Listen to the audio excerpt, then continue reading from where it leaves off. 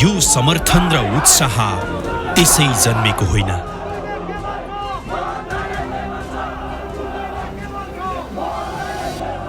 उहाँलाई साथ सहयोग गर्नको लागि चाहिँ हामी सदैव तत्पर हुनेछौँ। यो विश्वास त्यसै तयार भएको होइन।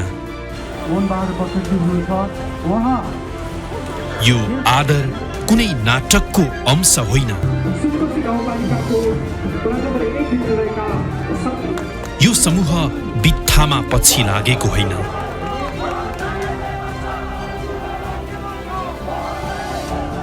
नेपाली कांग्रेस पीडामा मलम लगाएको परिणाम हो। व्यवस्थापन समितिका संयोजक मोहन बहादुर बस्नेतले खाद्यान्न सहयोग गर्न जनता नभइकन कोही लिँदा हुँदैन। सरकारले नै नगरे भने पनि म आफै पनि गर्न सक्छु। विकासमा गरेको कामको नतिजा हो। जीवन स्तर उकास्न निरन्तर लागेको फल हो। भविष्यका मेरुदण्डमा गरिएको लगानीले जन्माएको निष्कर्ष हो। मोहन बहादुर बस्नेत, सारथी, सिन्धुपाल्चोकको।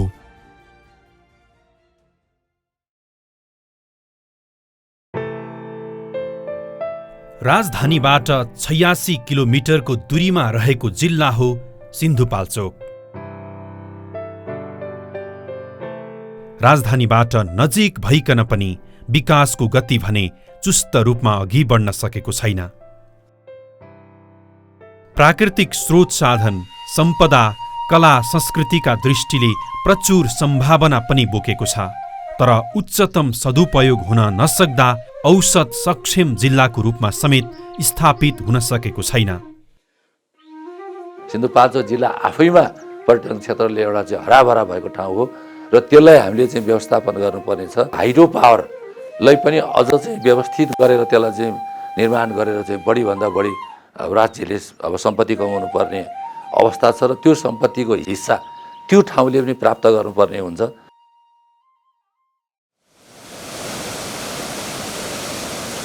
सिन्धुपाल्चोकले हरेक वर्ष जसो प्राकृतिक सङ्कट झेल्दै आएको छ।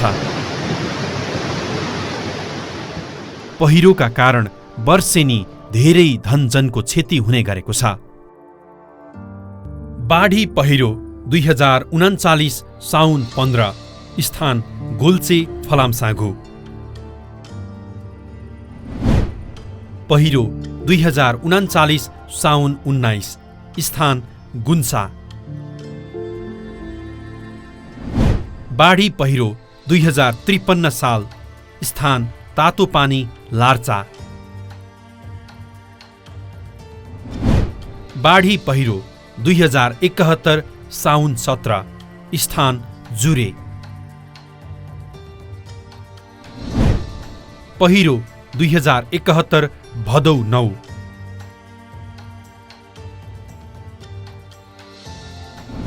पहिरो 2071 भदौ 11, स्थान साबिक महाङ्काल गाविस 6। भूकम्प 2072 साल।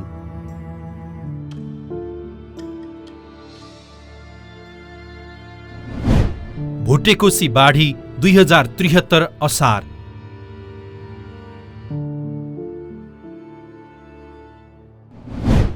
बाढी पहिरो 2077 असार 25, स्थान 12 विसे नगरपालिका 5 जम्बू। बाढी पहिरो 2077 असार 1 गते, स्थान हेलम्बु र मेलम्ची।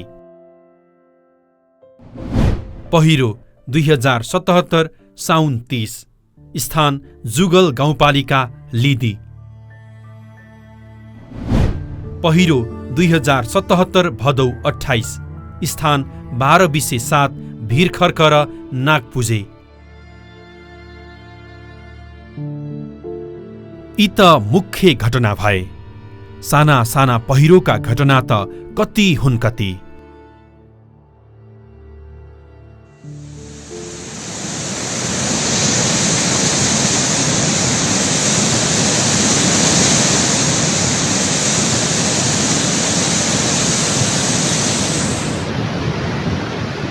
मेलम्चीमा आएको बाढीमा 7 जनाको मृत्यु, केही बेपत्ता र कैयौं घर परिवार विस्थापित भए। सिन्धुपाल्चोकको मेलम्ची नदीमा आएको बाढीमा परि 7 जनाको मृत्यु भएको छ भने मंगलबार साँझ आएको बाढी र पहिरोमा परि बेपत्ता भएका 7 जना मध्ये 2 जनाको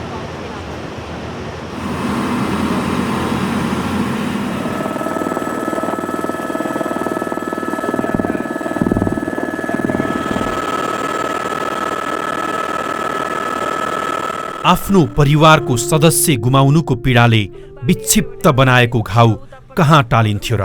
तर म छु भन्ने मान्छे मात्र भए ठुलो राहत हुने रहेछ। तपाईँ चिन्ता लिनु पर्दैन। हामी अब जे हुनु भइसक्यो। ल यो बच्चाको भविष्यको लागि पनि हाम्रो गाउँपालिकाको अध्यक्षज्यू र हामी सल्लाह गरेर के गर्नुपर्छ हामी हेरिदिन्छौँ। तपाईँहरूको अहिले त्यहाँ केही अप्ठ्यारोको लागि तत्काल चाहिँ मैले अलिकति पैसा पनि छोडिदिन्छु, लिनुहोस् न।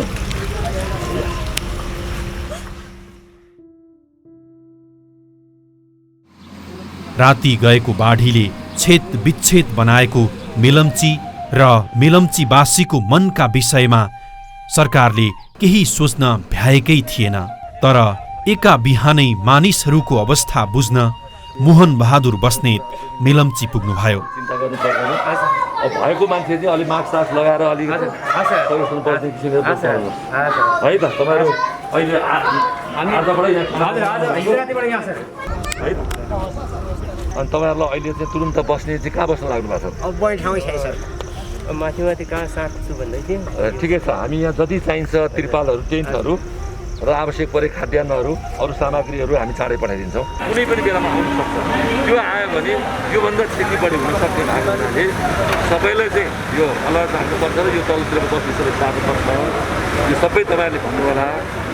उहाँले बाढी पीडित 140 घर परिवारका लागि तत्काल खाने बस्नेदेखि दीर्घकालीन रूपमा सन्तानको अध्यापनको समेत व्यवस्था गरिदिनुभयो।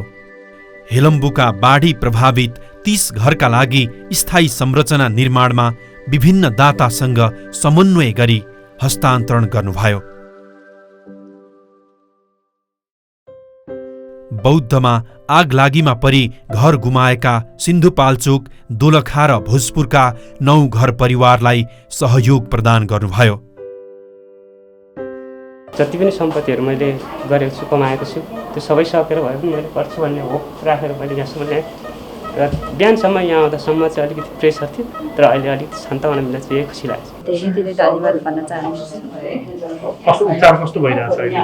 उपचार त अहिले हल्का त्यही हो, खासै खर्चले नि भएको थिएन। एउटा अचानक घटनामा पर्यो, अब त्यसमा उहाँहरूले सहयोग गरिदिनु भयो, त्यसको लागि धेरै धेरै धन्यवाद। ग्यास लिक भएर चाहिँ करेन्ट सर्ट भएर त्यो आगलागी भयो। त्यसबाट 9 जना शिक्षक घाइते हुनुहुन्छ भन्ने कुरा हामीले सुन्यौँ। सुनिसकेपछि म र भोटेकोशी गाउँपालिकाको अध्यक्ष जो काङ्ग्रेसबाट चुनाव जित्नु भएको छ, पाक्सङ नोर्बु शेर्पाजी, हामी सरासर हिजो यहाँ हेर्न आयौँ। अस्ति यहाँ काठमाडौँ आइपुग्यौँ राति।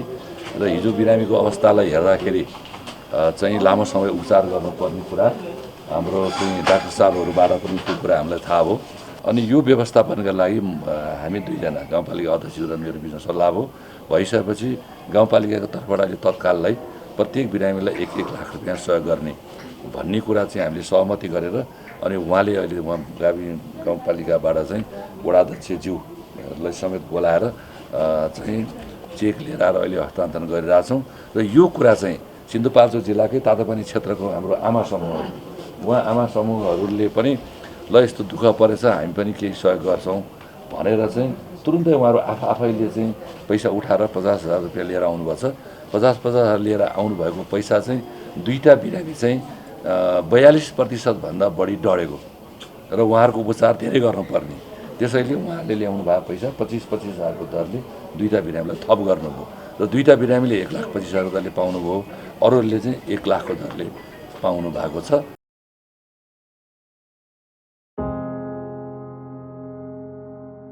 प्रदेश समितिको बैठक चल्दै थियो। निर्वाचनमा टिकट वितरणको लागि छलफल भइरहेको थियो। बस्नेतको मोबाइलमा फोन आयो। पिस्करमा पहिरो गएछ। उहाँ तत्काल मिटिङ छोडेर मानिसहरूको अवस्था बुझ्न पहिरो गएको स्थल पुग्नुभयो। त्यति मात्र होइन, घाइतेहरूलाई घटनास्थलमा नै रकम वितरण गर्नुभयो। 1 लाख यो सामान चाहिँ 1,06,000 है। यो परिवारहरूको लागि तपाईँले गर्नुहोस्। पछि केही अप्ठ्यारो पर्दा पनि हामी साथमा रहन्छौँ र वडा विपद तथा प्रकोपमा नेपाली कङ्ग्रेसका विभिन्न भातृ संगठनले सहयोग गर्दै आएका थिए, तर पार्टीभित्र छलफलका क्रममा बाढी र पहिरोमा काम गर्न छुट्टै समिति तयार गर्नुपर्ने विषय उठ्यो। धेरै ठाउँका विपद तथा बाढी पहिरोमा काम गरेको भएर पनि होला प्रधानमन्त्री तथा काङ्ग्रेस सभापति शेरबहादुर देउवाले मोहन बहादुर बस्नेतलाई नेतृत्व दिने प्रस्ताव गर्दा गडगडाहट ताली सहित स्वीकृत भयो। विपद व्यवस्थापनको एउटा विभाग छुट्टै छ हैन, एउटा चाहिँ तर चाहिँ देशमा जुन बाढी र परेको प्रकोपबाट ज्याजती भयो र धेरै ठुलो धनजनको क्षति हुन थाल्यो, नेपाली काङ्ग्रेस पार्टीको केन्द्रीय समितिको बैठकमा केन्द्रीय सचिवज्यूहरूले अब यसलाई छुट्टै हेर्ने संयन्त्र बनाउनु पर्यो, एकजना काम गर्न सक्ने एउटा धरो केन्द्रीय सदस्यलाई चाहिँ एउटा संयोजक बनाएर टिम बनाउनु पर्यो भन्ने कुरा उठ्यो। पार्टीमा व्यापक रूपमा यो बहस भयो। बहस भएपछि आदरणीय सभापति शेरबहादुर देउवाज्यूले यो विपदकोमा धेरै काम गरेको मान्छे, काम गर्न सक्ने मान्छे, फिल्डमा उत्रेर खटिरहेछ, आफैले गरेर काम गरिरहेछ, त्यस कारणले म मोहन बस्नेतको नाउँ प्रस्ताव गर्छु भनेर प्रधानमन्त्रीज्यूले त्यतिखेरको हाम्रो सभापतिज्यूले प्रस्ताव राख्नुभयो। राखेपछि आदरणीय नेता बलबहादुर केसीज्यूले चाहिँ ल अहिले तपाईँले गतिलो मान्छे ठान्नुभयो भन्नुभयो र धेरै नेताहरूले त्यसलाई तारिफ गर्नुभयो, समर्थन गर्नुभयो। घर जलेर पूर्ण क्षति भएको दुवाचौर मेलम्चीका बाबुराम गोले हुन् या काठमाडौँ महानगरले ठेला र मकै जफत गरेका आचार्य दम्पति। सहयोगका लागि हात बढाउन कहिल्यै चुक्नु भएन। नगरपालिकाले तपाईँहरूको गाडा खोस्यो, मकै सडकमा छरिएको पनि हामीले देखेका थियौँ। तपाईँको व्यवसाय अप्ठ्यारोमा नपरोस्, भोलि अझै केही अप्ठ्यारो पऱ्यो भने हामीलाई सम्झिनुहोस्, हामी तपाईँलाई अरू सहयोग पनि हामी गर्छौँ। र अहिले हामीले 51,000 रुपियाँ व्यवस्था गरिदिएका छौँ। यो 51,000ले तपाईँको त्यो गाडा लिएर मकैको व्यापार गर्न अहिले तत्काललाई के हुन्छ भन्ने मलाई लाग्छ अलिकति मद्दत पुग्छ र अप्ठ्यारो हुँदै गयो भने हामी तपाईँहरूलाई फेरि पनि मद्दत गर्छौँ। र तपाईँहरूले मिहिनेत गरेर दुईवटा बच्चाहरूलाई जो अहिले स्कुलमा राम्रोसँग पढाइरहनु भएको छ, बच्चाहरूको पठन पाठनमा चाहिँ अप्ठ्यारो नपरोस् र तपाईँहरूको व्यवसायलाई अप्ठ्यारो नपरोस्।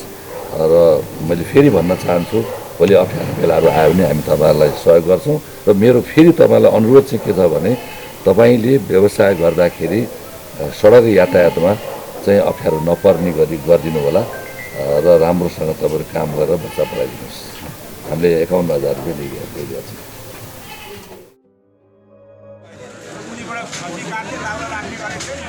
त्यो ताप्लेजुङमा लागेको आगलागी होस् या बारामा गएको हावाहुरी, हरेक ठाउँमा आफै उपस्थित भएर अवस्था बुझ्नुभयो, सहयोग गर्नुभयो। मैले देशभरि मेचीदेखि महाकालीसम्म मृतकका परिवारहरूलाई 25,000 रुपियाँ नगद दिनेदेखि लिएर, अब त्यो मात्रै होइन, त्यस्तो ठाउँमा जाँदा स्वास्थ्य सामग्रीहरू लिएर जानेदेखि लिएर र अरू खाले अप्ठ्यारो परेका ठाउँहरूमा पनि हामीले चाहिँ केही गर्न सक्ने खालका ठाउँहरू हामी गर्दै हिँड्यौँ। र त्यसमा मात्र बाढी पहिरोमा मात्रै होइन, हामी चाहिँ ताप्लेजुङको आगजनीदेखि 12 पर्साको हुरी बतासदेखि लिएर धेरै प्राकृतिक विपत्तिमा हामीले काम गरेर बस्यौँ।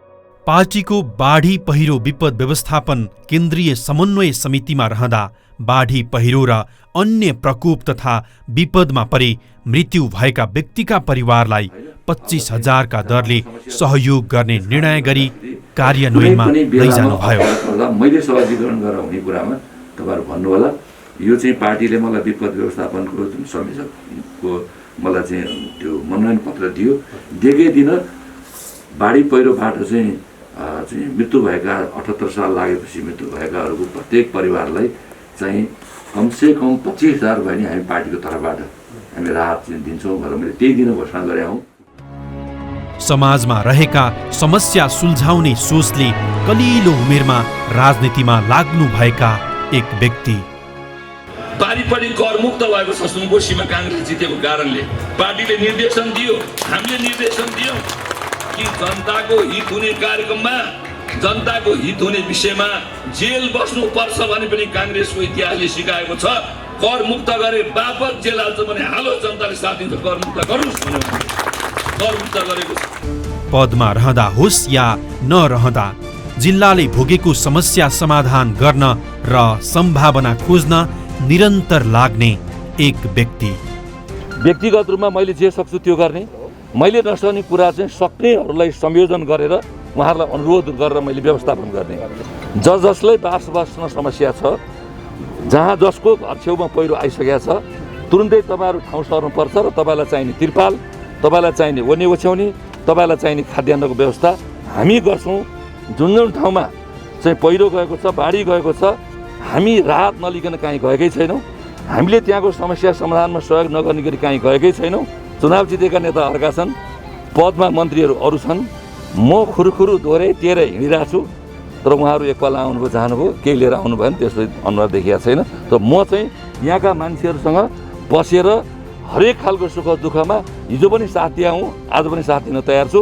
तयार मात्रै छैन, म त्यो हैसियत राख्ने पनि मान्छे हुँ। मान्छे नै घटना भामलाई चाहिँ मोहनजी आएर कहिले 20,000 कहिले 25,000 यस्तै दिनुभएछ होइन। हाम्रो यहाँ नेता भन्नेहरू चाहिँ कस्तो भयो भने सर यो तर्नु छैन। सिन्धुपाल्चोकको विकासका निम्ति अहोरात्र खटिने एक व्यक्ति। नेपालको समृद्धिका बारेमा सिन्धुपाल्चोकले सबभन्दा पहिलो समृद्धि सुरुवात गरेको छ। सबैका घरहरू ढलान भएका छन्, आरसीसी ढलान भएका छन्, जस्ताले छाएका छन् अथवा भूकम्प प्रतिरोधवान बनेका छन्।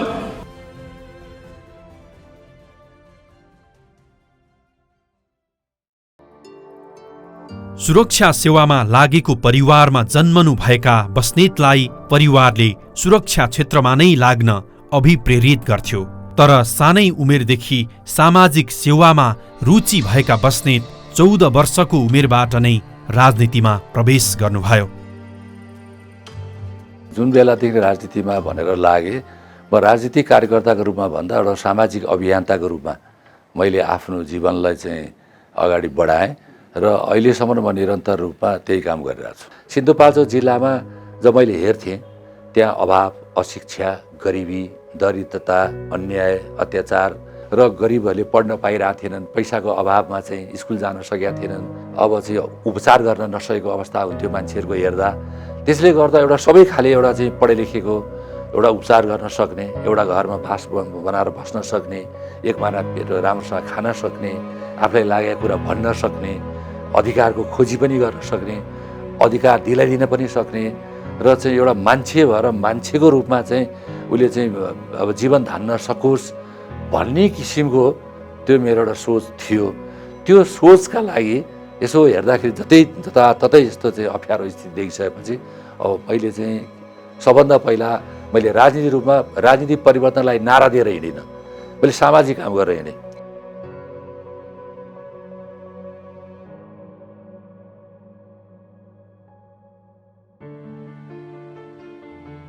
पञ्चायत कालमा जनताले पाएको दुःख, तत्कालीन शासकको असमान व्यवहार र आफ्नो विचार राख्न नपाउने व्यवस्थाका विरुद्ध लड्नका लागि उहाँ राजनीतिमा आउनुभयो। पञ्चायत कालमा जनताले दुःख पाएको देख्थेँ, पढ्न नपाएको देख्थेँ, अनि अनावश्यक मान्छेहरूलाई चाहिँ मुद्दा लगाएको देख्थेँ, अनि अब गरिबहरूको पक्षमा बोलिदिने मान्छे देखिँदैन थियो।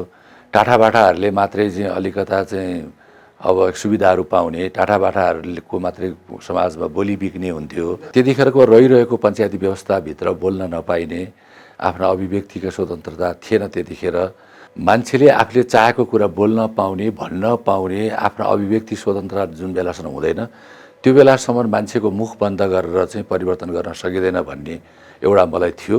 र त्यो कुरा चाहिँ मलाई नेपाली काङ्ग्रेसले नै एउटा अभिव्यक्तिको स्वतन्त्रता दिन्छ भन्ने खालको मलाई भयो। सिन्धुपाल्चोकमा कसरी शिक्षामा विकास गर्ने, कसरी त्यहाँका मान्छेहरूलाई चाहिँ राजनीति सचेत बनाउने, त्यो हिसाबमा पनि म लाग्न थालेँ। र विशेष गरी विद्यार्थी राजनीतिको यात्राले नै उहाँलाई 2046 सालमा पार्टी राजनीतिमा ल्यायो। त्यसपछि क्षेत्रीय सभापति, जिल्ला सचिव हुँदै 20 वर्षसम्म पार्टी जिल्ला समितिको नेतृत्व गर्नुभयो। पार्टीको केन्द्रीय समितिमा दोस्रो कार्यकाल केन्द्रीय सदस्य हुनुहुन्छ। राजनीतिलाई धेरैले पेशा बनाएको बस्नेतलाई पटक्कै मन परेको छैन। राजनीति धर्म हो, राजनीति परिवर्तनका लागि चाहिँ यो चाहिँ एउटा गर्नुपर्ने एउटा कर्म हो। सबै जनताहरूको समृद्धि प्राप्त गर्ने यो एउटा माध्यम हो र राजनीति चाहिँ एउटा पूर्ण रूपमा सेवा हो र यसलाई यसरी नै लिनुपर्छ। त्यसैले हरेक खालका प्राकृतिक विपत्ति, हरेक खालका विकास निर्माण, हरेक खालका जनतालाई परेका अप्ठ्याराहरूमा म सधैँभरि त्यही किसिमले म प्रस्तुत भएर आइरहेको छु।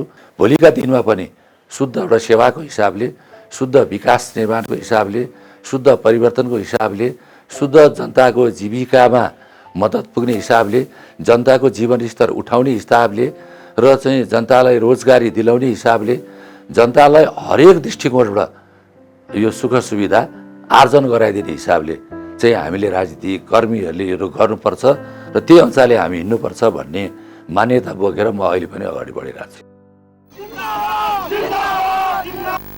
पञ्चायत कालको अन्त्य भएर प्रजातन्त्र आए पनि सिन्धुपाल्चोकमा पञ्चशक्तिहरू नै बलियो भएको अवस्थामा पहिलो पटक संसदीय निर्वाचनमा होमिनुभयो। पहिलो हारले जिल्ला संगठन बलियो बनाउने उत्प्रेरणा दियो। फलस्वरूप विक्रम सम्वत 2056 सालमा संसदीय निर्वाचनमा विजयी भएर 58 सालमा स्वास्थ्य राज्य मन्त्री समेत हुनुभयो।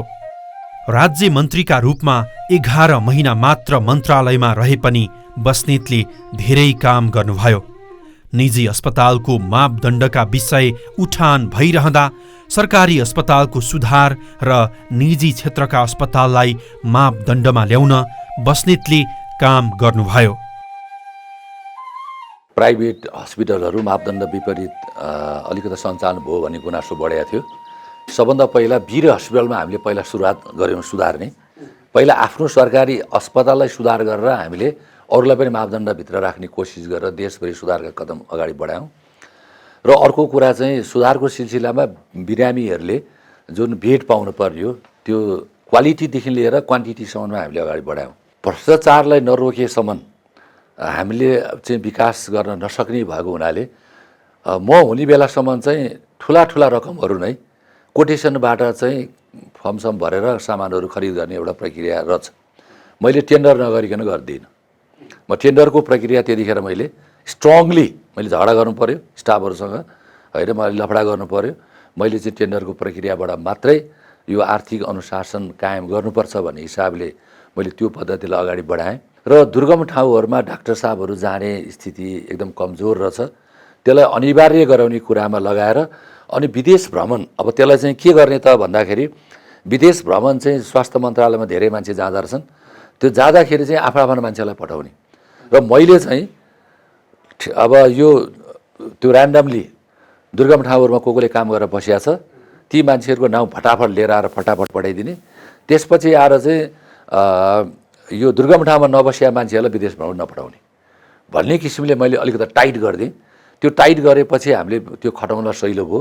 धेरै ठुलो सङ्ख्यामा कर्मचारी को कहाँ काम गरेर बसिरहेछ, कसले बिदा लिएर हिँडिरहेछ, कसले तलब खाएर बसिरहेछ, को त्यो रेकर्ड सुरु रहन्छ।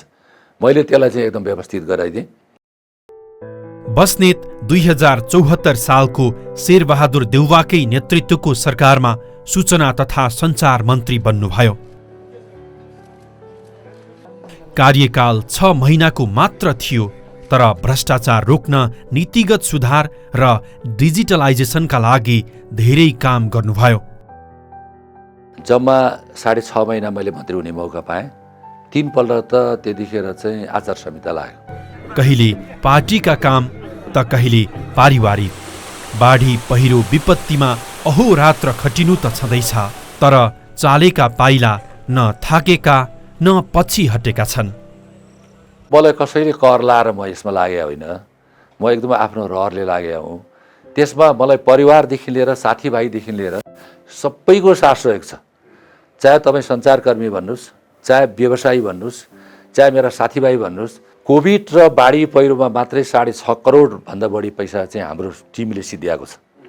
त्यो सबै स्वस्फूर्त गरेका छ हामीले, होइन। त्यो त जति मलाई सहयोग गरिरहनु भएको छ उति म उत्साहित भइरहेको छु। मलाई साथीभाइको साथ सहयोगले उत्साहित गरेको छ। एकपछि अर्को सधैँभरि खुसी छु, एकपछि अर्को सधैँभरि उत्साहित छु र एकपछि अर्को म केही गरौँ भन्ने भावनाका साथ हिँडेको छु।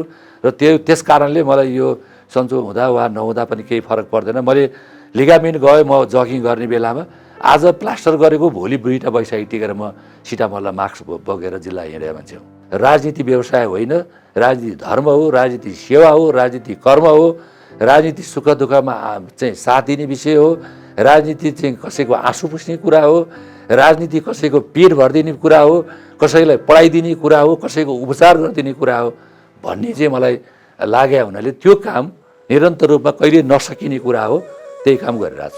समाजप्रतिको उत्तरदायित्वलाई परिवार र जीवनसाथीले बुझिदिँदा पनि पाइलाहरू अनवरत अघि बढ्न सहज भयो। छोराछोरीलाई त मेरो वाइफले सम्झाइ बुझाइ गर्थ्यो होइन, तेरो बाबु चाहिँ यो राजनीति यो जनताका लागि चाहिँ अब हिँडेको मान्छे हो, हामीले चाहिँ छोड्नुपर्छ भनेरै भन्थ्यो। मैले पारिवारिक रूपमा चाहिँ त्यस्तो समय दिनै सक्दिनँ र मेरो वाइफले विशेष गरी छोराछोरीहरूलाई हेरिदिने भावनाले म अलिक फ्री भएर हिँड्न पाएको छु र यो अर्थमा चाहिँ परिवारले पुरा साथ दिएको कारणले मलाई सजिलो भएको छ।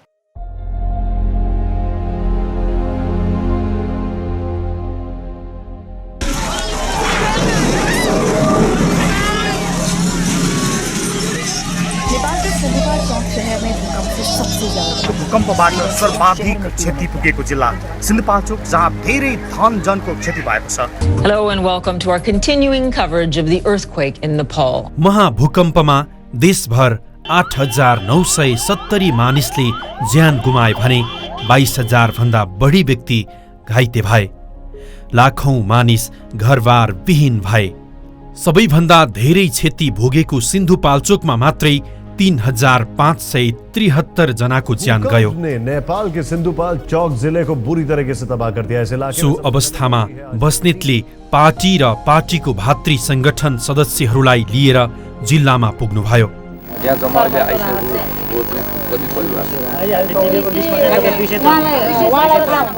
देश तथा विदेशमा रहेका साथीसँग सहयोग संकलन गरी घर भत्किएका र खाने जोहो नभएकाहरूलाई तत्काल राहत वितरणको काम गर्नुभयो। धेरै दिनसम्म आक्रोश मात्रै होइन कि कसरी व्यवस्थापन गर्ने भनेर लाग्नु पर्यो। टोयलेट बनाउनु पर्ने एउटा कुरा देखिया छ, हामी त्यसको पहल गर्छौँ नम्बर 1। दोस्रो कुरा खानेपानीको समस्या, तपाईँले अहिले एक थैले खानेपानी समस्या छैन भन्नुभयो, खानेपानी समस्या भने हामी अहिले बढाइदिन्छौँ। पीडामा मलम लगाउन विभिन्न देशी तथा विदेशी संस्थाहरू सिन्धुपाल्चोक पुगेका थिए।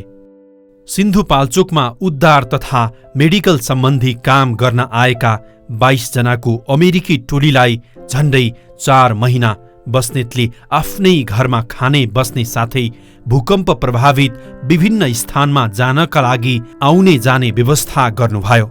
सरकारी सहयोगका विषयमा जानकारी नपाएका ग्रामीण भेगका जनतासम्म सूचना प्रवाह गर्नका लागि धेरै काम भए। भोलिसम्म के हुन्छ म भन्न सक्दिनँ सबै। अहिले तपाईँको भाडामा ट्याङ्कर एउटा आउँछ, त्यसपछि म फेरि उता गएर आएपछि तपाईँको त्यो ट्याङ्कको व्यवस्था गर्नुपर्छ। त्यति मात्र होइन, सरकारले सूचीमा राख्न छुटाएका धेरै परिवारलाई पीडित परिवारको सूचीमा सूचीकृत गर्न पहल गर्नुभयो। सरकारी सहयोगका विषयमा जानकारी नपाएका ग्रामीण भेगका जनतासम्म सूचना प्रवाह गर्नका लागि धेरै काम भए। तपाईँहरू आफ्नो गाउँमा धेरै धैर्य धारणा गरेर बस्नु भएको छ। यहाँबाट देखिरहेको छ बस्ती सबै सकाप गरेको छ, तल खोला छ, बिचमा भिर छ, माथि बस्ती च्यातिएको छ, माथि अर्को ढुङ्गा खसिरहेको छ। पीडितहरूले मानसिक सन्तुलन गुमाइसकेको अवस्था छ। तैपनि अब हाम्रो लेभलबाट, सरकारी पक्षबाट, विभिन्न सङ्घ संस्थाहरूबाट, व्यक्तिबाट अलिअलि भए पनि त्राण धान्न सक्ने गरी थोरै राहतका सामग्रीहरू आइपुगेका छन्। अब हामीले निर्माण कसरी गर्ने, बस्ने स्थायी घरहरू कसरी निर्माण गर्ने, कसरी ती सामान पुर्याउने र हरेक विपत्तिले नयाँ सिर्जना पनि ल्याउन सक्छ। जान्यो भने अहिले हाम्रा भत्किएका पुराना घरहरूमा नयाँ निर्माण पनि हुन सक्छ। त्यसले नयाँ निर्माण र नयाँ सिर्जना दिनको लागि हामी तत्परताका साथ लागेका छौँ र यसमा तपाईँहरूलाई चाहिँ हामी आश्वस्त पनि पार्न चाहन्छौँ। वर्षाको याम सुरु भएको छ। योभन्दा पहिला अब अहिले त्रिपालको भरमा उरी बतासले लगिदिइसक्यो। अब अस्थायी होइन, अब अलि स्थायी हुने खालका चाहिँ टहराहरू बनाउने कुरामा पनि हामी लाग्छौँ र सरकारले पनि त्यो एउटा योजना बनाएको छ।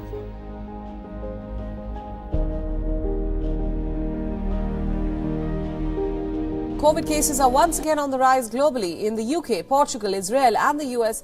In the first 2 years of the pandemic worldwide, it was thought around 5.5 million people died from COVID. Corona भाइरसका कारण विश्वमा नै स्वास्थ्य सङ्कट आयो। विश्वका ठूला देश पनि चिन्तामा थिए। उपचारमा आवश्यक अक्सिजन नपाएर धेरैले ज्यान गुमाए। नेपालमा कोभिडका कारण 9 दिनको सुत्केरी सावित्री तिमल सिन्हाको मृत्यु भयो। यो नेपालमा कोभिडका कारण मृत्यु भएको पहिलो घटना थियो। एकजनाको मृत्यु भएको छ। कोभिड भन्ने सुन्दा मात्र पनि डराउने अवस्था थियो।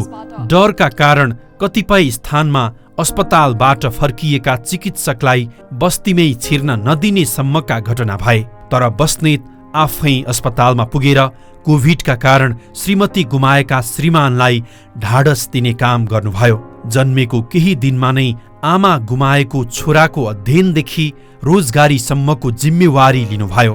तत्काल बच्चाको स्याहार सुसारका लागि सहयोग हस्तान्तरण गर्नुभयो। कोभिडबाट सिन्धुपाल्चोकको सावित्री तिमल सिन्हा 40 भन्ने बहिनी बित्नुभयो। पहिलो मृत्यु उहाँको 9 दिनको छोरा छोडेर जानुभयो र उहाँको चाहिँ के अरे श्रीमान चाहिँ एक किसिमको डिप्रेसनको बिरामी जस्तो हुन थालिसकेको थियो।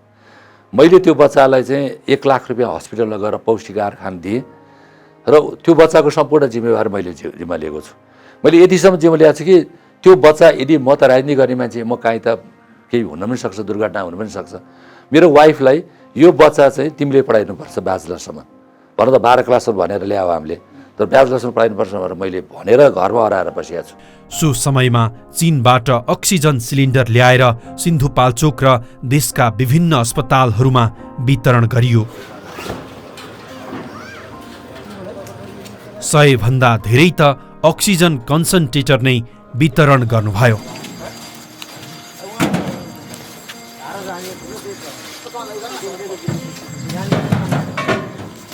कोभिडको बेलामा चाहिँ अक्सिजन नपाएर मान्छेहरू हस्पिटलको बरन्डामा मरे, एम्बुलेन्समै मरे, हेलिकप्टरमै मरे। यहाँ चाहिँ हामीले सिलिन्डर पाउने स्थिति भएन।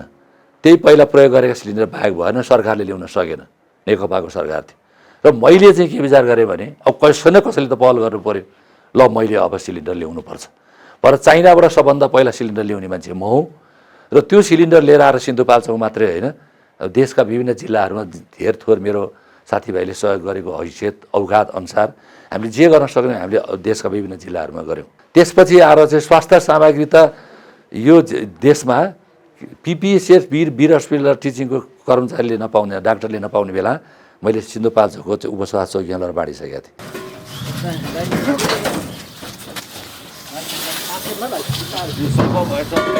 अलि एकले अर्कालाई नछुनु है।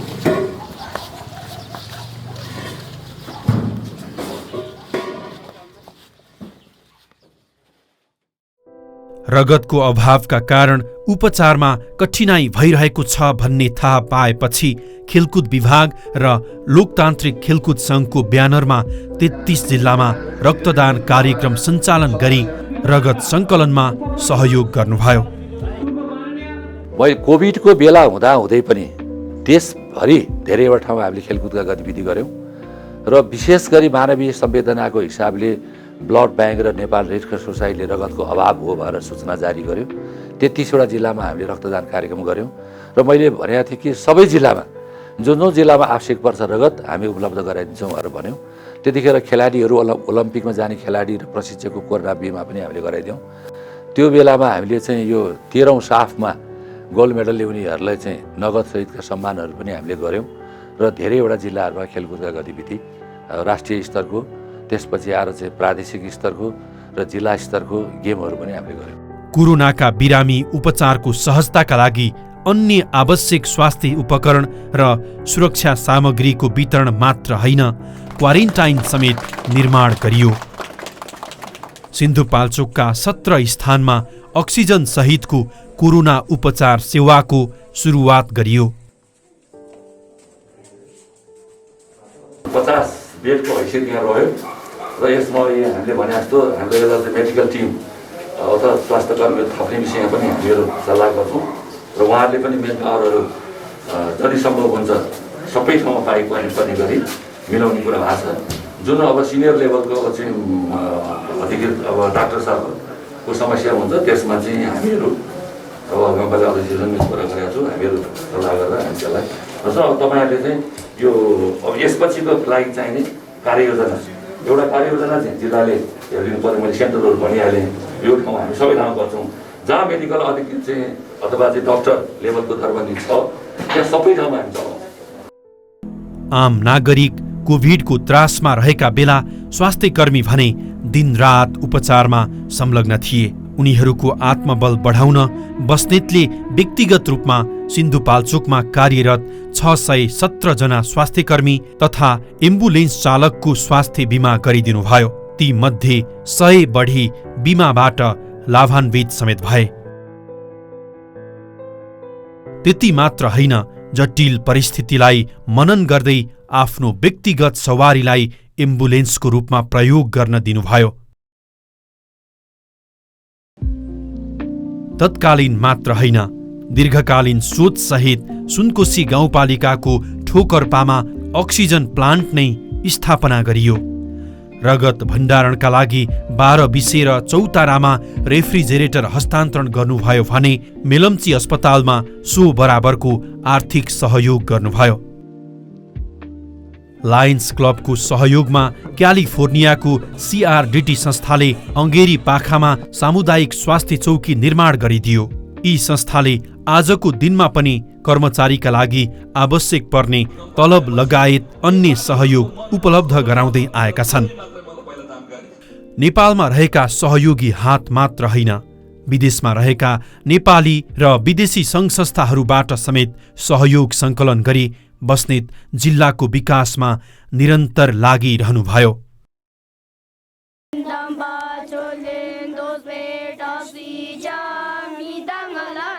शिक्षा विकासको मूल आधार हो, सामाजिक परिवर्तनको वाहक हो। आज कति बालबालिकालाई शिक्षाको मूल धारमा ल्याउन सक्छौं भन्ने कुराले भोलिको भविष्य निर्धारण हुन्छ। समाज शिक्षित भयो भने मात्र विकासले गति लिन्छ भनेर बुझ्नुभएका मोहन बहादुर बस्नेतले अभिभावक नभएका र गरिबीको रेखा मुनि रहेका झण्डै 200 बढी बालबालिकालाई आफ्नै पहलमा काठमाडौँका विभिन्न विद्यालय तथा कलेजमा अध्ययनको व्यवस्था मिलाउनुभयो। बाढी पहिरोले गर्दा मेरो सम्पूर्ण परिवार मिलेर म एक्लै के अरे बाँच्न सफल भएको कारण कता जाउँ कता के गरौँ भन्ने अवस्थामा हजुरले हात र सहयोग गरिदिनु भएको म कहिले नि भुल्न सक्दिनँ। जुन बेला साथ सहयोगको आवश्यक परेको थियो त्यो बेलामा चाहिँ उहाँले एकदम ठुलो योगदान दिनुभएको छ र सिन्धुपाल्चोकवासी लगायत सम्पूर्ण उहाँको योगदानप्रति आभारी नै छौँ। म चाहिँ यहाँ आइपुग्ने कारण भनेको हाम्रो मोहन बस्नेतज्यू हुनुहुन्छ। कलेजमा लिएर हामीलाई पढाइको लागि, हाम्रो उच्च शिक्षाको लागि उहाँले हामीलाई यहाँ जोडिदिनु भयो। हाम्रो जिन्दगीमा चाहिँ अँध्यारोपन छाइरहेको बेलामा चाहिँ हामीलाई चाहिँ उज्यालो ज्योति बनेर चाहिँ मोहन बहादुर बस्नेत सरले चाहिँ आउनुभएको थियो हाम्रो जीवनमा, अनि हामीले चाहिँ उहाँको गुण कहिल्यै बिर्सिनु हुँदैन। बाढी पीडित भएका हामी जस्ता विद्यार्थीहरूलाई यहाँ आइपुग्न ल्याउनलाई धेरै मद्दत पुर्याउनु भएका छन्। समस्यामा उनीहरू थिए त्यो बेलामा चाहिँ मोहन सरले नै इनिसिएसन लिएर जुन काम गर्नुभयो यो उनीहरूको उज्जवल भविष्यको लागि पनि निकै राम्रो। यही 78 सालमा बाढी पहिरोको कारणले गर्दा मैले अध्ययन गर्न नसकेको अवस्थामा मोहन बहादुर बस्नेत सरले यस क्यापिटल कलेजमा अध्ययन गराइदिनु भएकोमा धेरै धेरै धन्यवाद। शिक्षामा गुणस्तर आवश्यक छ भनेर बुझ्नुभएका उहाँले विक्रम सम्वत 2041 सालदेखि नै एसएलसी परीक्षाको तयारीमा रहेका विद्यार्थीलाई निशुल्क अतिरिक्त कक्षा सञ्चालनको व्यवस्थापन गर्नुभयो, जसबाट 14,500 विद्यार्थीले लाभ लिए। पञ्चायतको समयमा विद्यार्थीलाई सत्ताका विरुद्ध उचालेको भन्दै बस्नेत जेल पनि पर्नुभयो। शिक्षाको विकास बिना कुनै पनि विकास सम्भव छैन भन्ने कुरा मलाई लागेपछि मैले धेरै पहिलाबाट कोसिस गरेँ तर सकिनँ, किन म सानो मान्छे थिएँ, म चाहिँ योग्यता कमजोर भएको मान्छे थिएँ, भर्खरको विद्यार्थी थिएँ। तर जब मैले सक्ने भएँ म युनिभर्सिटीमा पढ्न थालेँ र पढे लेखेका काङ्ग्रेसका साथीभाइहरूसँग सल्लाह गरेर अनि मैले एसएलसीको फ्री कोचिङ क्लास सिन्धुपाल्चोकका होल विद्यार्थीहरूलाई सञ्चालन गरेँ र त्यसमा धेरै साथीभाइहरूको साथ मलाई प्राप्त भयो र 32 वर्षसम्म हामीले अनवरत रूपमा निःशुल्क पढायौँ। पढाएपछि जिल्लामा धेरै राम्रो अब एसएलसीको रिजल्टहरू आउन थाल्यो। अब सरकारले चाहिँ विद्यालयहरूलाई चाहिँ अब अनुदानहरू दिन थाल्यो, विषयगत शिक्षकहरू पाउन थाल्यो। त्यसपछि आएर हामीले यो अभियानलाई चाहिँ अब निःशुल्क पढाउने अभियानतिर हामी रोकियौँ। त्यति मात्र होइन, आफ्नै पहलमा विभिन्न ठाउँबाट सहयोग सङ्कलन गरी जुरे ड्याम साइट स्थित वन साँघुमा पुस्तकालय भवन निर्माणका लागि शिलान्यास गर्नुभयो। निरन्तर बाढीको पीडा भोग्ने सिन्धुपाल्चोकमा यो पुस्तकालय भूगर्भविदहरूको अध्ययनका लागि तयार गर्न लागिएको हो। यो कार्यमा बेलायतमा रहेका नेपालीहरूको साथ र सहयोग रह्यो। यो चाहिँ अन्तर्राष्ट्रिय स्तरको भूगर्भविदहरूको एउटा अध्ययन चाहिँ एउटा केन्द्रको रूपमा यसलाई स्थापित गर्नुपर्छ भन्ने मान्यताका साथ यो अहिलेको पुस्तकालय सुरु गर्न लागेका हौँ। आफ्नो निर्वाचन क्षेत्रभित्रका स्थानीय तहका प्रमुखलाई निर्देशन दिएर 12 कक्षासम्मको अध्ययन निशुल्क गराउनुभयो। बिस्तारै स्नातक र स्नातकोत्तरसम्मको शिक्षा निशुल्क गराउने उहाँको योजना छ।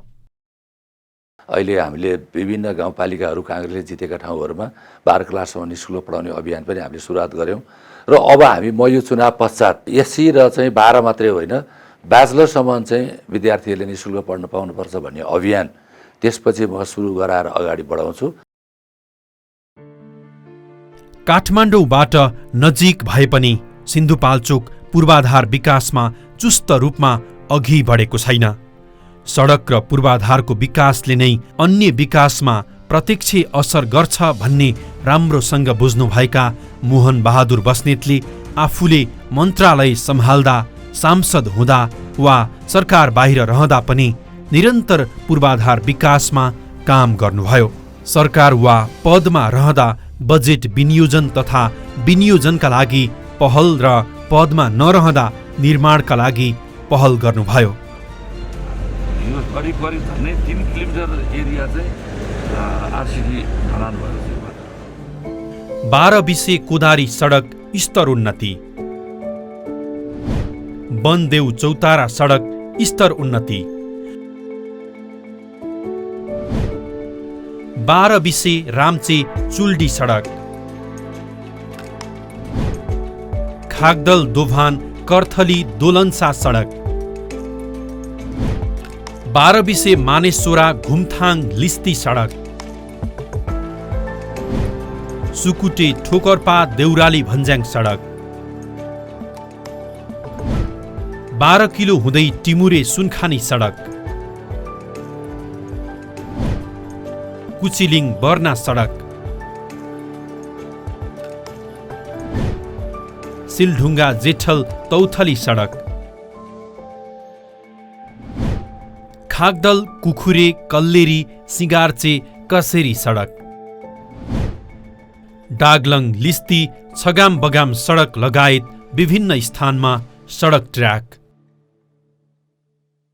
यी मुख्य र उल्लेखनीय सडक हुन्। यी बाहेक विभिन्न स्थानमा सडक ट्र्याक खोल्ने काम भएको छ। सुनकोशी, सियाले, पाखरखोला, नाकुते, भैरवकुण्ड, हाँडीखोला, खहरे खोला लगायतका स्थानमा मोटरेबल पुल तथा सुनकोशी र लार्चामा बेली ब्रिजको निर्माणका लागि पहल गर्नुभयो।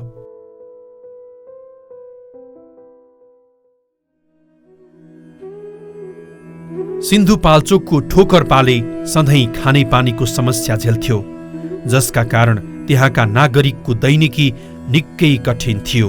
तर अहिले खानेपानीको पर्याप्त आपूर्ति हुन्छ।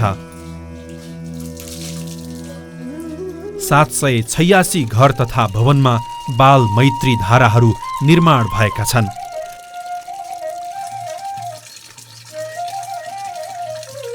पानीको सङ्कट भोगेका ठोकर्पावासीले राहत मात्र होइन, सर्वस्व पाएको अनुभूत गरेका छन्। बच्चाहरूलाई स्कुल पठाउन पानी नभएर भात पकाएर खान दिन नसकेर दाल चिउरा खाएर पठाइयो। कपडा धुने भन्ने कुरा त कुरै नगरौँ, हामीले कस्तो मैलो पनि लायौँ।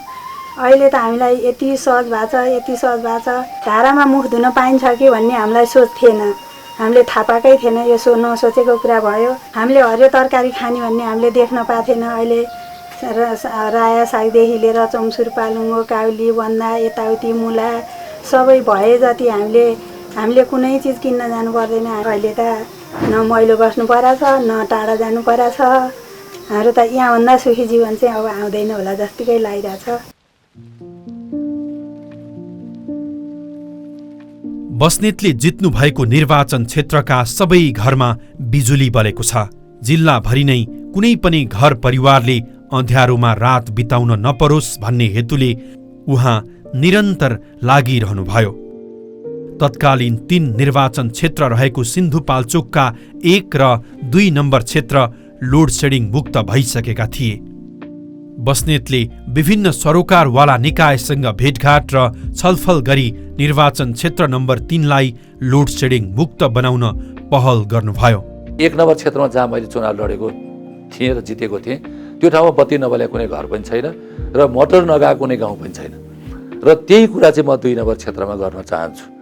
एउटा चाहिँ बाढी पहिरोको प्रकोपबाट पीडा भएको ठाउँमा तत्कालै त्यसलाई काम गर्नुपर्नेछ र त्यसको साथसाथमा अरू ठाउँहरू पनि विकास निर्माण छायामा परेका ठाउँहरू छन्। बाटाघाटाहरूको स्तर उन्नति गर्नु छ, पुल पुलेसाहरू बनाउनु छन्, झोलङ्गे पुलहरू बनाउनु पर्नेछ र अहिले बस्ती ठुला ठुला फाँटहरू, खेतहरू, बारीहरू यसलाई बगाइरहेको अवस्था छ। त्यो नदी कटानलाई रोक्नु पर्नेछ। स्कुल कलेजहरूलाई कटान गरेको छ, तिनीहरूको संरक्षण गर्नुपर्नेछ। खेलकुदले मानिसलाई स्वस्थ राख्छ र स्वस्थ व्यक्तिले नै सकारात्मक सोच्न सक्छ भन्ने विषयलाई आत्मसात गर्ने बस्नेतकै पहलमा लामु साँघु र अँगेरी पाखा सहित अन्य धेरै स्थानमा खेल मैदान निर्माण भए। खेलाडीको स्तरमा सुधार गर्ने हेतुले खेलाडीहरूको लागि प्रशिक्षक मार्फत तालिमको व्यवस्था गरिएको छ। पौडी खेलमा रुचि जगाई खेलाडी उत्पादन गर्न सकियोस् भन्ने हेतुले सुनकोशी गाउँपालिकाको यमुना र 12 बिसे नगरपालिकामा उहाँकै पहलमा स्विमिङ पुल निर्माण गरियो।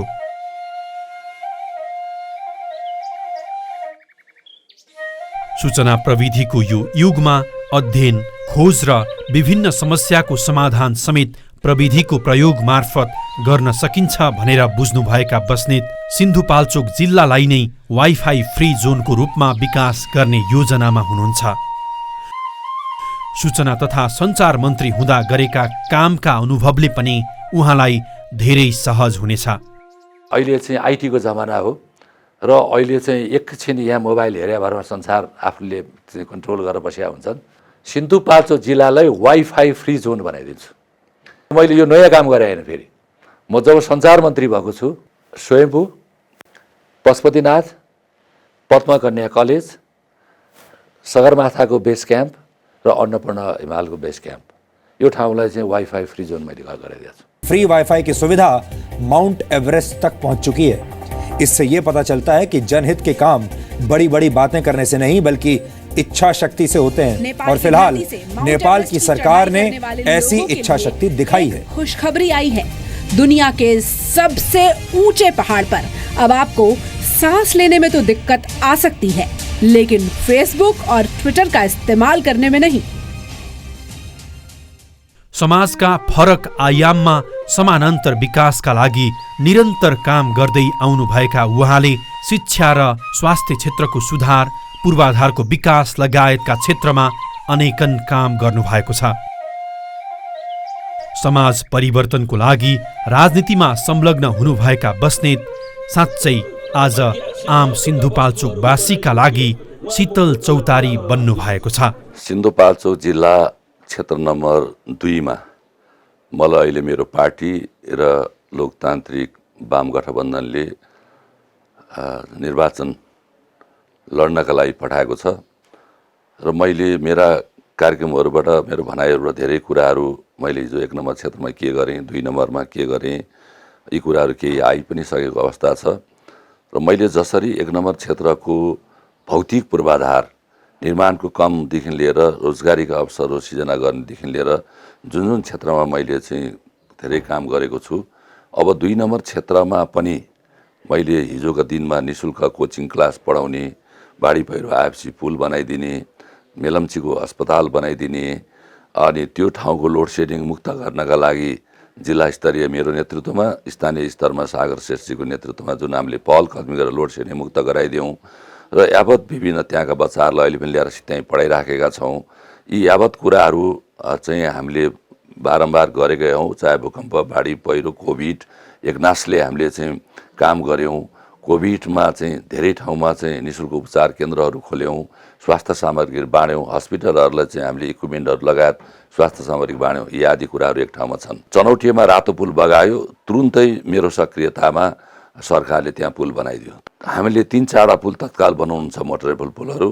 त्यसको लागि मेलम्ची बजारबाट 5 पोखरी चौतारा जोड्ने जुन चाहिँ एउटा पुल छ, त्यो पुल चाहिँ हामी जेठ मसान्तसम्ममा हामीले त्यो ठाउँमा बेली ब्रिज हालिदिन्छौँ। यो कुरा मैले गरेर भनि पनि सकेँ। त्यो कुरा चाहिँ म लगायत हाम्रो टिमले त्यो काम गर्छ। त्यसपछि आएर उतापट्टि दुबाचौ र बाँसखर्क जोड्ने मेलम्चीमा एउटा पुल अर्को गएको छ। त्यो लामो दूरीको पुल भएको हुनाले त्यसलाई चाहिँ यो बेली ब्रिज प्राविधिक रूपमा सम्भव छैन भनेको छ। त्यसलाई हामी तत्कालै बजेट विनियोजन गरेर त्यो मोटरेबल पुल बनाउन पनि हामी लाग्छौँ। र नाकुते मेलम्ची घ्याङ जाने नाकुते पुल मेरै सक्रियतामा बनाइदिएको हो पहिला। त्यो पुल पनि हामी त्यहाँ बेली ब्रिजै हुन्छ भन्ने कुरा छ। त्यहाँ पुल चाहिँ यो पिलर बगाएको रहेनछ, त्यो पिलर माथि नै टेकाएर हामी त्यहाँ बेली ब्रिज हाल्ने क्रममा त्यहाँ पनि लागिरहेछौँ।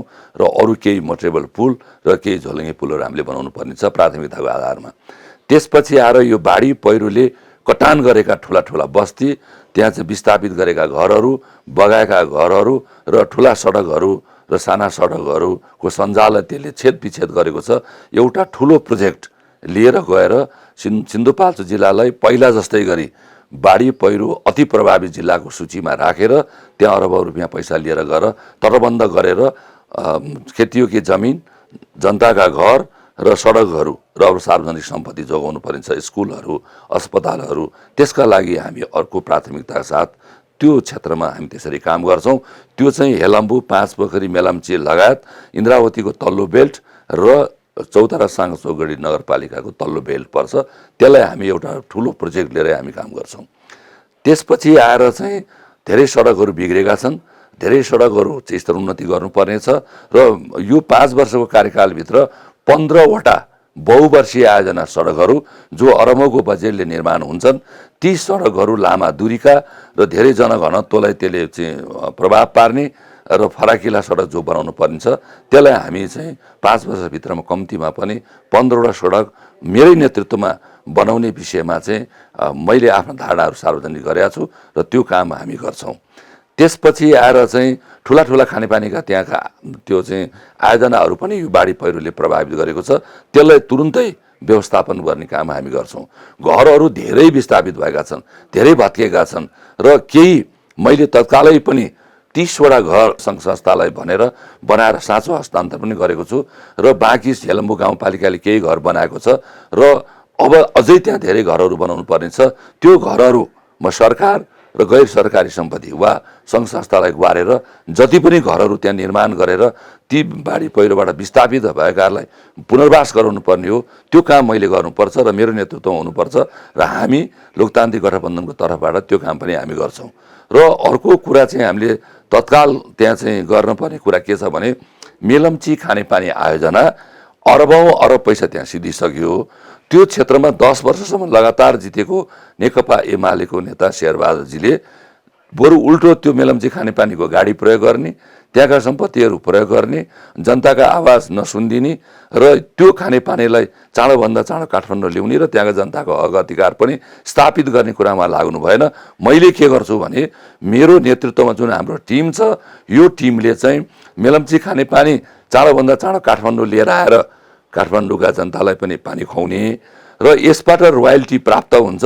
त्यो रोयल्टीको निश्चित प्रतिशत सिन्धुपाल्चोकको क्षेत्र नम्बर 2 का जनताहरूलाई त्यहाँको विकास निर्माणमा त्यो खर्च गर्ने गरी हामी निश्चित प्रतिशत त्यो रोयल्टीको पैसा ल्याएर त्यहाँको जनताको हक अधिकार पनि हामी स्थापित गर्छौँ। त्यो कुरा पनि धेरै महत्त्वपूर्ण छ भन्ने मलाई लाग्छ। त्यो काम हामी गरेर देखाउँछौँ। त्यसपछि सिन्धुपाल्चोक जिल्ला आफैमा पर्यटन प्रबन्धनको हिसाबले महत्त्वपूर्ण जिल्ला हो र त्यसमा पनि 2 नम्बर क्षेत्र चाहे गुफाडाँडा भन्नुहोस्, चाहे हेलम्बु भन्नुहोस्, चाहे 5 पोखरी भन्नुहोस्, अनगिन्ती दर्जनौँ ठाउँहरू यहाँ चाहिँ पर्यटन प्रवर्धनको हिसाबले महत्त्वपूर्ण ठाउँहरू छन्।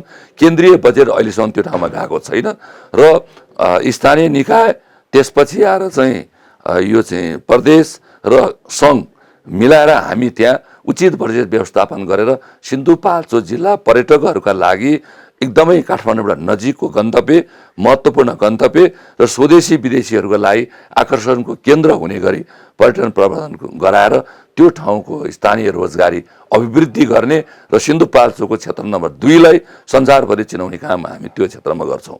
अब त्यसपछि आएर खेतीपाती योग्य भूमिहरू सिन्धुपाल्चोक क्षेत्र नम्बर 2 मा धेरै बढी छ।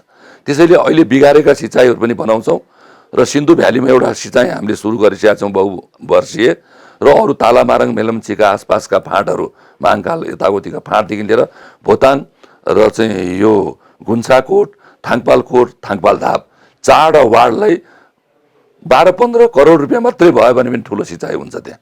अब त्यसका बारेमा पनि हामी छलफल गरेर छौँ, हामी गर्ने भएको छ। एउटा महत्त्वपूर्ण सिँचाइको आयोजना चाहिँ हामी मेलम्चीको नजिकबाट इन्द्रावती खोलालाई फर्काएर ढोटार, भीमटार लगायतका रानीटार लगायत बडे त्यहाँ चाहिँ खेतीयोग्य जमिनहरू छन्, सुक्खा ठाउँहरू छन् जहाँ लाखौँ लाख रोपनी जग्गाहरू छ।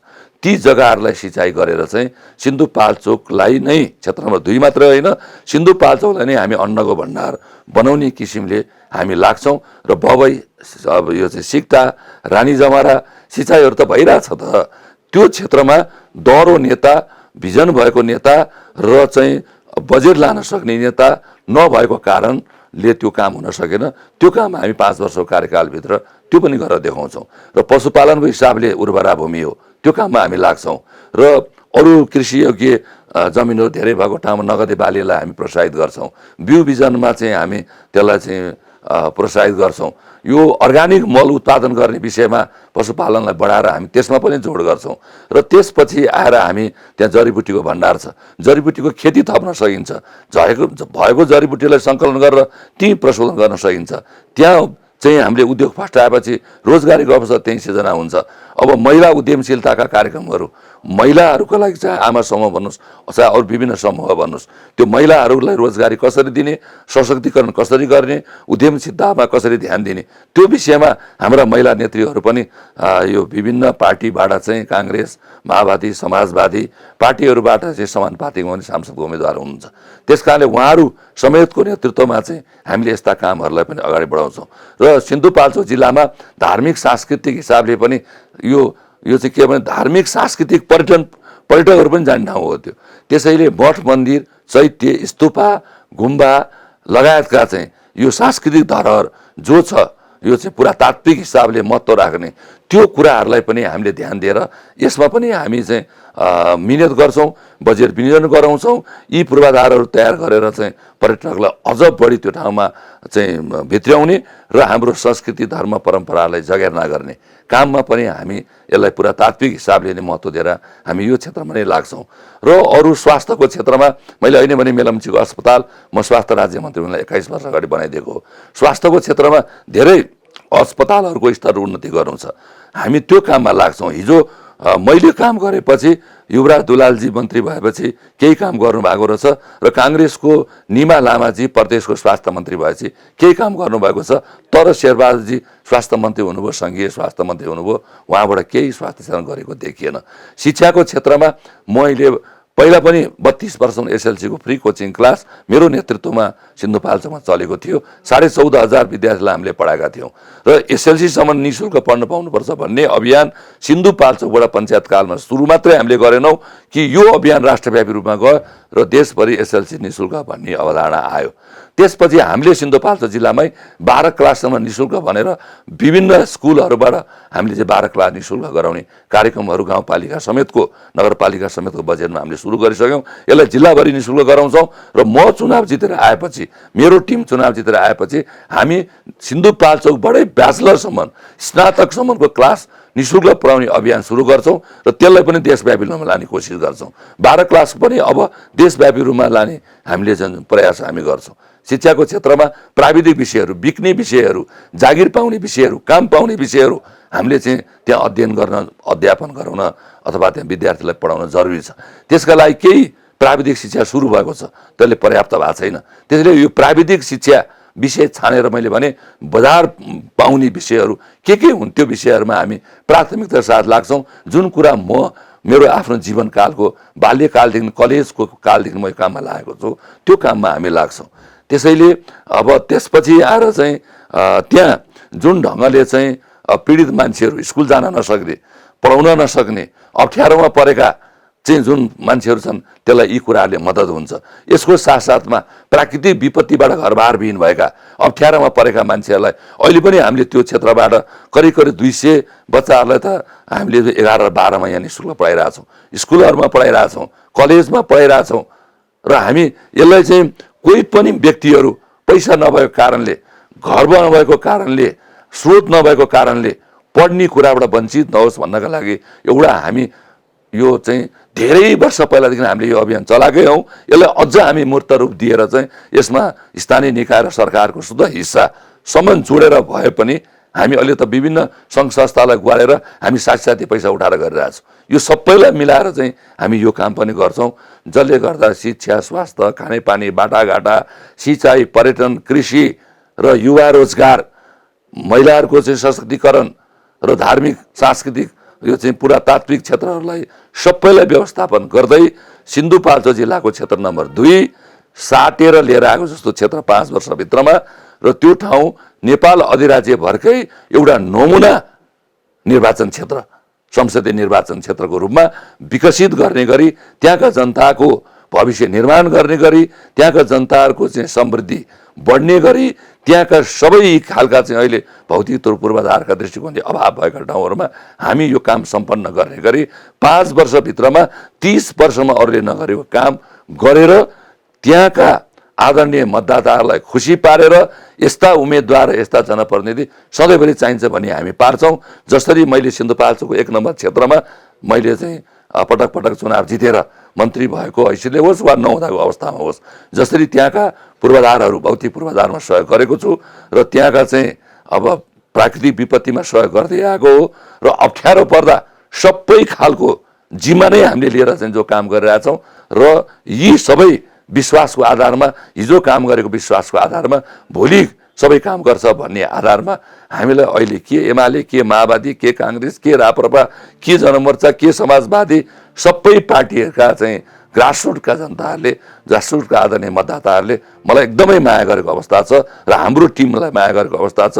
हाम्रो टिममा परेका माओवादी केन्द्रका युवराज दुलालजी जो माननीय प्रदेशको मन्त्री हुनुभयो र अर्को कृष्ण कुमार तामाङ समेतजी जो युवा 29 वर्षको युवा हो, हामी सबैलाई माया गरेको अवस्था हो। त्यसकारणले 2 नम्बर क्षेत्रको भविष्य निर्माणको लागि त्यहाँ त्यो ठाउँमा चाहिँ विकास निर्माणमा काया पलट गर्नका लागि 30 वर्षभित्र नगरेको काम 5 वर्षमा गर्नका लागि यो टिमलाई अत्यधिक मत दिएर त्यहाँका आदरणीय मतदाताहरूले हामीलाई चुनाव जिताउनुहुन्छ भन्ने कुरा हामी विश्वस्त छौँ। हामी त्यो क्षेत्रको 5वटा पालिकामा हामी घुमेर आइसक्यौँ। त्यो घुमेर आउँदाखेरि हामीलाई चाहिँ त्यो गठबन्धन दलका मात्रै होइन, त्योभन्दा बाहेकका आदरणीय नेता कार्यकर्ताहरूले पनि हामीलाई भेट्न आउनु भएको छ, आफै फोन गर्नु भएको छ, ल विकास गर्ने मान्छेहरू तपाईँहरूलाई हामी भोट दिन्छौँ, ल हामी वाक्क भयौँ एमालेलाई भोट दिँदा त्यस कारणले हामी सहयोग गर्छौँ भन्ने अरूका पनि र एमाले भित्रका पनि विकास प्रेमीहरू, अन्यायमा परेकाहरू, अत्याचारमा परेकाहरू, त्यो ठाउँको विकास चाहनेहरू, परिवर्तन चाहनेहरू, उहाँहरू पनि तपाईँ जस्तो मान्छे आएपछि हामीले 2 पल्ट भोट हालिसक्यौँ, 10 वर्ष मान्ने बनायौँ, अब दिँदैनौँ, अब तपाईँलाई दिन्छु भन्ने खालको जुन किसिमको एउटा मैले त्यो प्राप्त गरेको छु, त्यसबाट म अझ हौसिएको छु, त्यसबाट म अझ उत्साहित भएको छु, अझ बढी काम गर्न पर्छ भन्ने भावना बोकेर चाहिँ हामी अझ त्यो ठाउँलाई थप के गर्न सक्छौँ त्यो विषयमा प्लानिङ गर्दै हामी अगाडि बढिरहेछौँ। मोहन बहादुर बस्नेत, सारथी, सिन्धुपाल्चोकको।